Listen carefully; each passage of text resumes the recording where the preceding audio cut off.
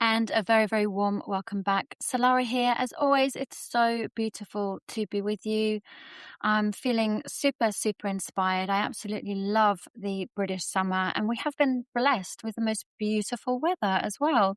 So, wherever you're tuning in from today, I pray that you're doing well. And whether you're walking the dog listening to this, whether you're driving to work, folding the washing, sitting with a cup of tea, or perhaps you've intentionally carved out a little bit of time and space for yourself today, I'm really grateful that you've chosen to spend this time with me. I have a really big episode for you today, so you might want to buckle yourself in. This is very deep, hugely transformational. And as you're listening, if you can think of anybody else that could do with hearing this wisdom, then feel free to share this on with them. This episode is absolutely designed to bring about awarenesses that will be impactful at helping you make the changes that you want to change in your life. This has been an episode that's been sitting on my heart for quite a while, and I'm seeing this more and more in my coaching practice. So no doubt if I'm seeing it in my coaching practice, you are going to be experiencing this on some level as well. And the interesting thing is, although all my coaching clients are different, they're from different walks of life, they're different ages, they have different stories to tell, they have different circumstances that they are navigating. It's a very, very similar pattern that is running underneath all of this. And the interesting thing is most of them don't even realize it's happening. And I certainly know from my experience of navigating my own healing journey, I haven't even realized that it's happening either. And many of us believe that we struggle because of what somebody else said, whether it's somebody's gone silent and we haven't had a response to a message, or we're in a group WhatsApp chat and we've put something and nobody's responded, but they're responding to everybody else. It might be because a relationship has changed and you're finding that difficult.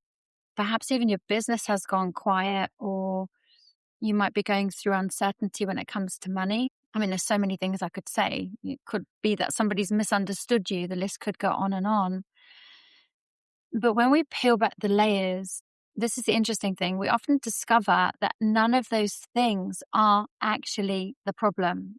If you listen to the episode I recorded a little while back, the problem quite often isn't the problem. So we end up looking in the wrong place for a solution. So what goes on is these triggers, they are simply exposing where we have unknowingly been looking outside of ourselves for something that we could never, ever truly find there. And I think that's why many of us feel these feelings of frustration when something isn't solved in the way that we want it to be, or as quickly as we want it to be. So today, this episode is designed to invite you into this conversation and invite you into curiosity, where perhaps you'll start to begin to see places and have realizations of where you've been blocking your own success all along.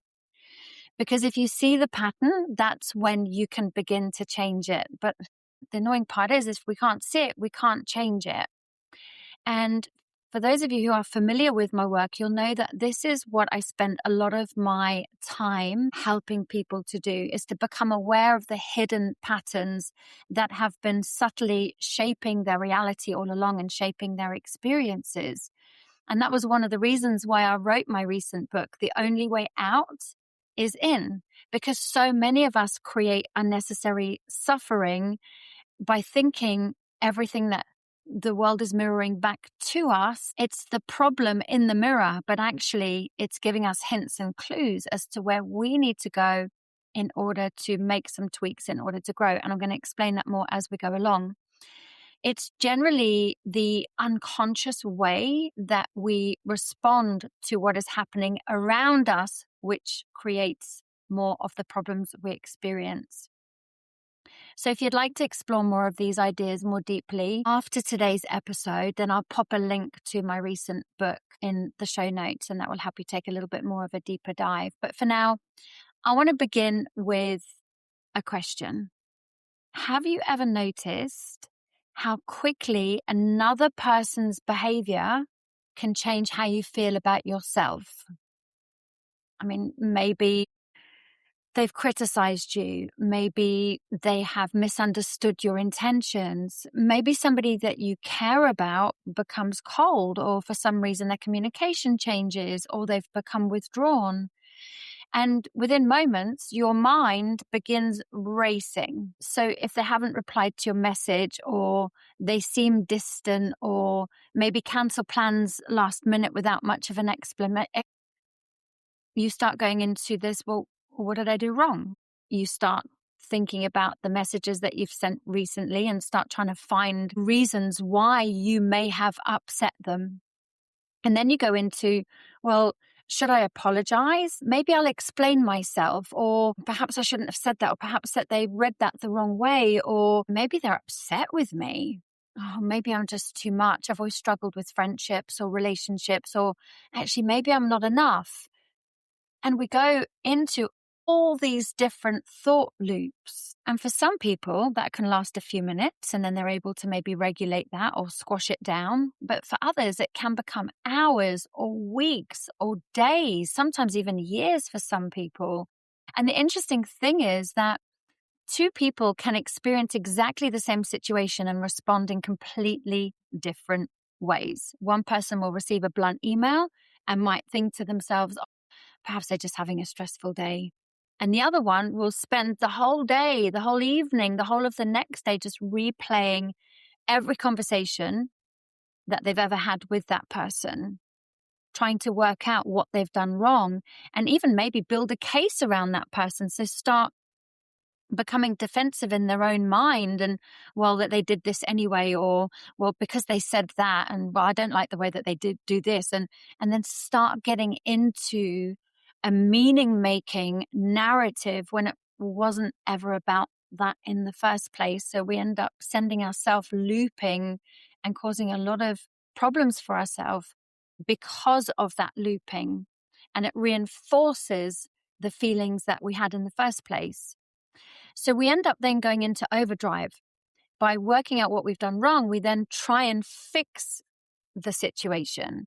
Why do we do that? Because actually, when we start to understand that the situation itself isn't actually creating the suffering, the situation is revealing the place inside of us that is still wounded, that is still seeking something from that situation. Quite often, we're seeking to feel like we're enough, that we belong, that we're important, that we're lovable, that we matter, that we're valuable. We seek to be understood. And the list can go on. And when you start seeing this, you start recognizing it absolutely everywhere. It shows up in relationships. It shows up in parenting, in work, how we look after ourselves, how we speak to ourselves, in business, in friendships. It shows up in social media. It shows up in our spiritual lives. We begin to build a picture of ourselves through other people's responses. Did they like me? Did they like what I said? Did they approve of me? Did they validate me? Did they understand me? Did they agree with me? And without even realizing it, we've handed somebody else responsibility for determining how we feel about ourselves. Now, hear me carefully. This is not saying that we shouldn't care about other people. Healthy relationships are super important. Communication is definitely important. Repair is a must in the right conscious way, of course, because we absolutely need connection. We are created for connection. But there is a very big difference between valuing connection and needing another person to tell you who you are. Because the moment that your identity becomes dependent on somebody else's opinion, you've unknowingly given away your peace. You've given away your enoughness. You've given away your worthiness. You've given away your importance. And one of the things that I often say to my clients is these situations and these people, they actually become the most powerful mirrors. It's hard not to get lost in the illusion of the mirror. But it's important to recognize that they don't create your wounds. These people don't create your wounds. These situations with money don't create your wounds. What they do is they reveal your wounds. And although that can feel crushing, it can feel so uncomfortable and disheartening even, it's actually incredibly empowering when we understand this, because if another person's behavior can reveal where you are still looking for your enoughness, where you are still looking for your worth, then every single difficult interaction becomes an invitation back to your self, not back into deeper wounds or deeper blame, deeper shame, but into awareness. And it's through the door of awareness where your freedom really begins. I often imagine it like this. Imagine that you're standing in front of a beautiful oak tree and its roots run incredibly deep and well anchored into the ground. Now imagine that a storm begins and the wind is absolutely howling. The rain starts to lash against it from all different directions. The branches begin to sway. Leaves start to fall. Branches start to creak and crack, and some fall off. But the tree remains rooted. Now picture another tree whose roots are barely anchored into the ground. They barely scratch the surface. So it's the same storm arrives. The same wind, the same rain coming in from different directions. Yet this tree is tossed in every single direction. Now, the storm isn't stronger, but the roots are shallower. So spiritually speaking, many of us are trying to deepen our branches. We're trying to deepen our success, our relationships, our achievements, our image, our following, our income, when actually the invitation has always been to deepen our roots, because that's what gives us the strength to weather these storms. Because life will always bring storms. People will always misunderstand you. Relationships will always change in one way or another. Business will have its seasons. Your financial situation will have its seasons. Money will absolutely ebb and flow. People will project onto you. People will disappoint you. People will leave. None of us are exempt from this human experience. And the question isn't whether the storms will come. The question is, where have you planted your roots? Because if your roots are planted in people's approval, every single disagreement or misalignment is going to come and become a crisis to you. And if your roots are planted, let's say in your bank balance, every unexpected expense will feel like your identity is under threat. Your security, your safety is under threat. If your roots are planted in your career, any setback begins to feel deeply, deeply personal and unsettling. If your roots are planted in another person's love for you, their silence can become absolutely unbearable. And this is why I believe so many people unknowingly exhaust themselves, and why many of us are suffering unnecessary fatigue. It's because they are forever trying to manage the weather instead of strengthening their roots within themselves. The challenge is most of us, we spend our entire lives believing that somewhere outside of us is the answer to our wholeness. If they would just understand me, if they would just apologize and take ownership, if I could just earn a little more, if I could get a little bit more of a following, if my business takes off, if I find the right relationship, I'll finally feel whole. If my family approves of my decisions, if I buy more, I might feel better about myself. If I finally receive the recognition that I deserve, then I'm going to feel peaceful. Then I'm going to feel enough. Then I'm going to feel heard. Then I'm going to be okay. And yet these moments are ever so fleeting. Like, let's just say you receive the praise. For a moment, you feel absolutely incredible. Then almost without noticing, your mind starts searching for the next piece of evidence, the next achievement, the next compliment, the next client, the next relationship, the next milestone. It's like trying to fill a bucket with a big, massive hole in the bottom. No matter how much you pour in, it's never going to stay full for long enough. That's exhausting. And this is something I see in my coaching practice pretty much all the time. There's people searching for it everywhere other than within themselves. And even though people's strategies are different, underneath it, I often see that there's something which is pretty much exactly the same. And all of this is I need something outside of me in order to tell me that I am okay. And this is where a very beautiful teaching from the Kabbalah completely transformed the way that I see this. So whether you call it God or creator or divine intelligence, regardless of anything, there's something massively big and beautiful out there. And it is the source of all of our good. Many of us are so disconnected from it, though. Everything else is just a channel. So I want you to let that sink in. There is this amazing omnipresence, the source of love and prosperity and good and miracles and wholeness. Some people call it God, creator, divine intelligence, universal consciousness, source. It doesn't matter what you call it, it remains the same. There is only one true source of infinite abundance, love, and flow. Everything else is just a channel. Let me explain. So, is a channel your relationship?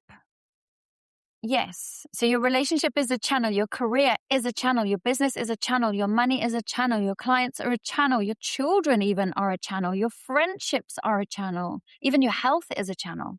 Beautiful, beautiful channels. Important channels and sacred, but channels nonetheless. The problem begins when we mistake the channel for the source. And let me illustrate it this way. So imagine that you're standing under a tap and the water is just flowing beautifully. Now imagine believing that that tap is creating the water. We all know that taps don't create the water. They are a channel for the water. It's simply allowing the water to flow through it. Turn off the tap and it appears that the water has disappeared, but it hasn't.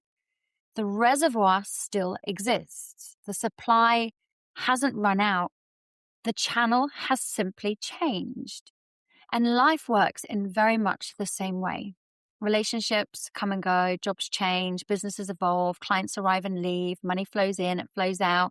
The circumstances are constantly changing. And if we build up our identity on those channels, our emotional world rises and falls. It's exhausting, very unsettling for our nervous system to experience that. And I sometimes ask clients a question that can feel quite confronting. It's like, who or what have you made responsible for your happiness, for your success, for your worthiness, for your enoughness? And quite often there is silence, of course. Sometimes there's even tears, and that's quite a big moment for many people, because for the first time they realize I've actually made my partner responsible. I've made my children responsible. I've made my parents responsible, my business responsible, my money responsible, success responsible. I've made everyone else's opinion responsible. I've made my Instagram followers responsible. And here is the challenging truth. Like, no human can successfully carry that responsibility for you. They're human too. They're navigating their own fears, their own insecurities, their own subconscious patterns, their own healing. And when we expect another human being to consistently meet an infinite emotional need, we're asking them to do something that they were never, ever created to do. It's just simply too heavy. It's too much. And this is why relationships can become ridiculously exhausting. It's why people pleasing never works. It's why overgiving turns into resentment.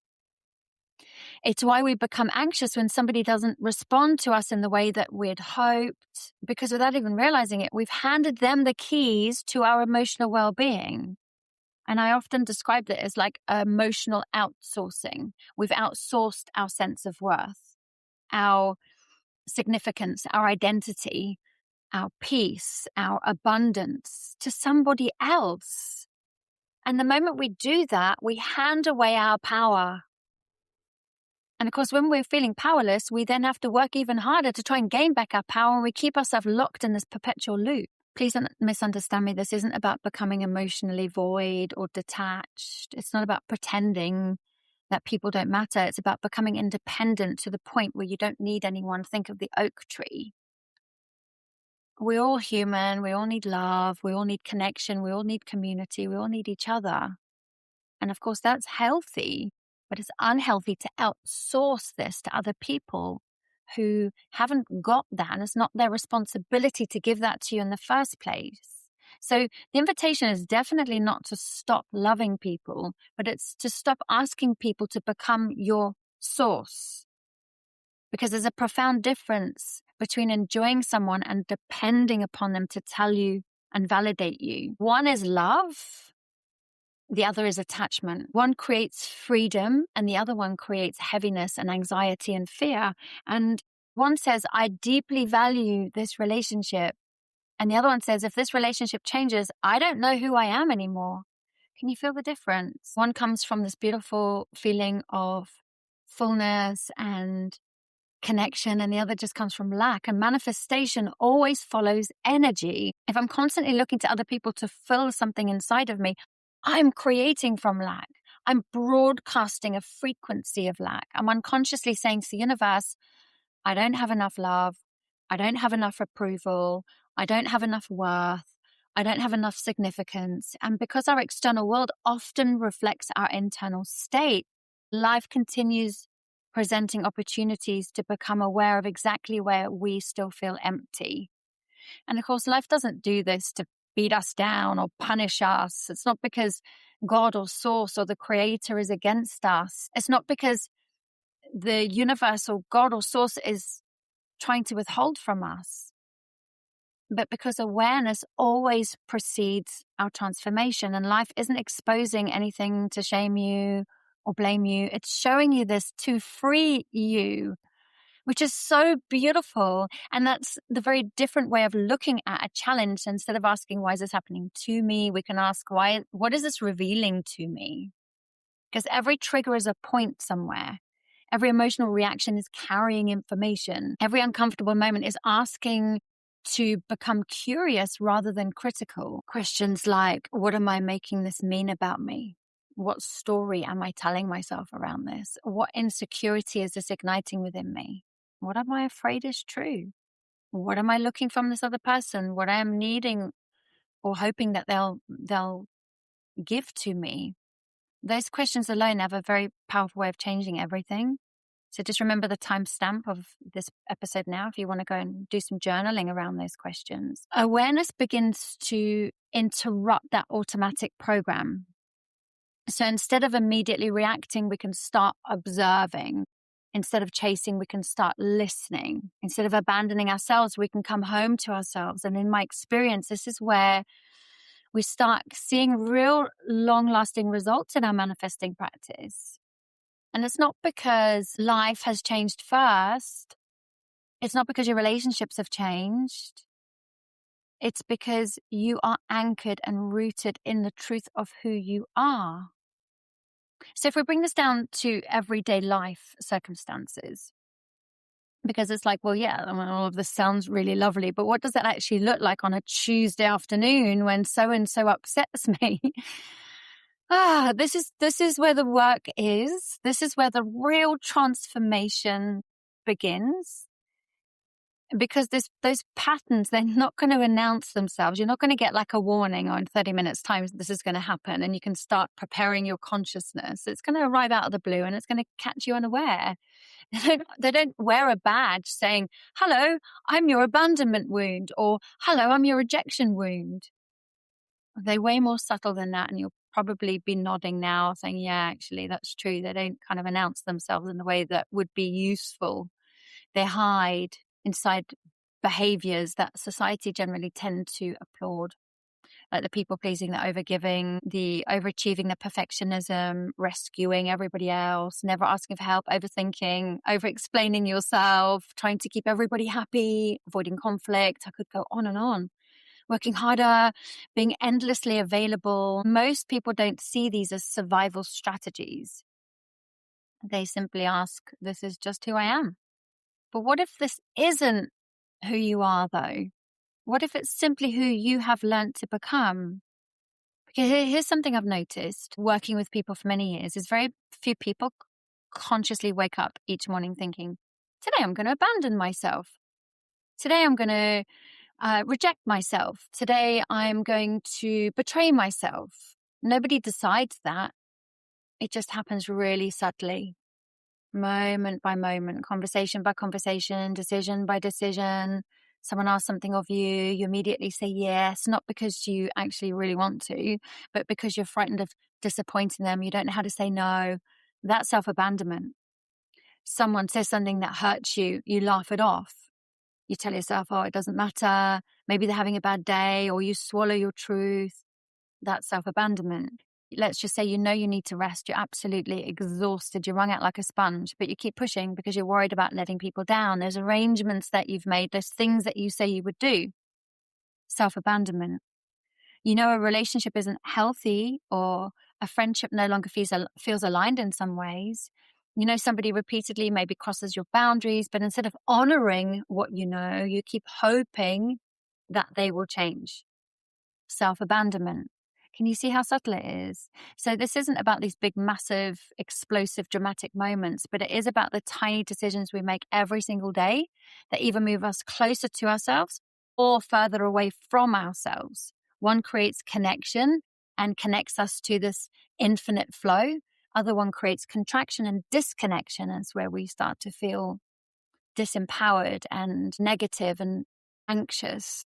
So many people are so disconnected from the source of the flow rather than looking at making that connection with the source. We've disconnected from that and we look to everyone and everything else. And it does catch so many people out. You know, have you ever replayed a conversation over and over again in your mind, wondering if you came across the right way? Did you say this wrong? Did you say that wrong? Written a message, then deleted it, rewritten it, edited it, deleted it again. So many of us can do this. So many of us do this rather, or because you wanted to make absolutely sure that the other person understood your intentions or didn't misunderstand you. You maybe have found yourself over-explaining far more than is actually necessary. And quite often explanations do generally help. But if there's coming from somewhere inside of you that you needed them to think well of you, then that is you outsourcing your power. And I've witnessed this pattern countless times in my coaching, and so, of course, in my life as well. You know, somebody will say, well, I just need them to just understand that wasn't my intention. I needed to understand why I did it. And I'll ask, well, what if they never understand? And there is often silence with that question, because underneath the explanation, underneath the need to be understood, is something much deeper. So if they don't understand me, what does that mean about me? Can you feel the difference? The explanation was never really about the communication. It was more about identity. It was more about self-worth. It's about trying to protect how they felt about themselves. And that was actually also to stop your discomfort from their reaction. And this shows up in boundaries. I can't tell you how many times people in my coaching practice say, I just need better boundaries. But boundaries aren't usually the real issue. The real issue is what we believe a boundary will cost us. So if I say no, gosh, they won't like me if I say no. If I ask for what I need, well, what if they leave? What if I don't get that? And let's just say you're self-employed. If I charge my full fee, well, people might think I'm greedy, or they might think that I'm a bad person. If I stop rescuing everybody, they'll think that I am selfish. Maybe I am selfish. If I speak my truth, well, maybe I'll lose that relationship. Can you see what's happening? Every single one of those thoughts is still handing the other person responsibility for your identity. You're waiting for them to decide whether you're good enough, whether you're generous enough, kind enough, worthy enough, important enough, whether you matter. And that's just an impossible way for you to live, because your nervous system becomes permanently focused on scanning and reading other people, their facial expressions or their voice tone or and how they wrote their texts. Many people have become so good at doing it, they don't even realize that they're doing it in the first place. You might kind of disguise it as being empathic, So don't get me wrong, empathy is beautiful and it's so important. Compassion is beautiful and important. Sensitivity is beautiful and important. But hypervigilance is very different. It's absolutely not the same thing as empathy. Hypervigilance is often a survival coping mechanism and strategy. It's the nervous system trying to stay emotionally safe, trying to maintain connection. It's constantly asking, like, how do I need to be in order to be accepted? Whereas empathy will say, how can I meet you with love without leaving myself behind? And these are two very different strategies. One abandons and the other one is inclusive of self. And I think that distinction is really important in this work. So I don't want you listening to this and deciding that caring about people is somehow wrong. It's absolutely not. Caring is one of our greatest gifts, and it's what creates such beautiful connection. The invitation is just simply to notice where you're caring from wholeness and where you're caring from fullness, or caring because you're hoping that if you give enough love, if you fix things, achieve enough, sacrifice enough, finally feel enough, then you will be accepted. Of course, that's what keeps us trapped in this perpetual cycle. And if we want lasting transformation, it's absolutely about going back to the metaphor of the oak tree. It's about building those deeper roots inside of self, because you will never find the answer outside of you. Believe me, I've tried it and it has absolutely got me nowhere. So I pray today that has been useful to you. And it's been an absolute honor to share this with you. The focus now is to build those roots, to disconnect from thinking that these channels are the source of your energy, because that's the bucket that's got the big hole in the bottom and it's never, ever going to fill up. The truth is, you are already good enough. The truth is, you already do belong. The truth is, you are already important. And this connection, when you have this connection between yourself and the Creator and God knows your heart. The Creator knows that you are already worthy. And you don't need to feed any patterns anymore by looking outside of yourself for this worthiness. It is already within you. You are looking for something that you already were the whole time. I am going to be releasing a prayer series to create a deeper connection with the actual source, disconnect from the tap. Of course, taps are great because it brings this beautiful energy through. But the idea now is to connect with this source energy. So that is your constant flow. So you're no longer going through that painstaking experience of looking for permission to belong, looking for permission to be liked, to be seen, to be good enough through the channels. Why would you do that when you can go straight to source in the first place? As soon as those are released, I will let you know. For now, have a little look at my book if you haven't bought it yet. The Only Way Out is available on Amazon. I'm so excited that I became Amazon's bestseller. Oh my goodness, that literally, I just cried my eyes out when I got that phone call from my publishing company. So I hope that you enjoy that. And what the intention of that is to help you figure more of this out so that you can live that life of peace and freedom and love and abundance that you absolutely deserve. I will be back with you same time next week. So for now, take care of yourselves and I look forward to seeing you soon.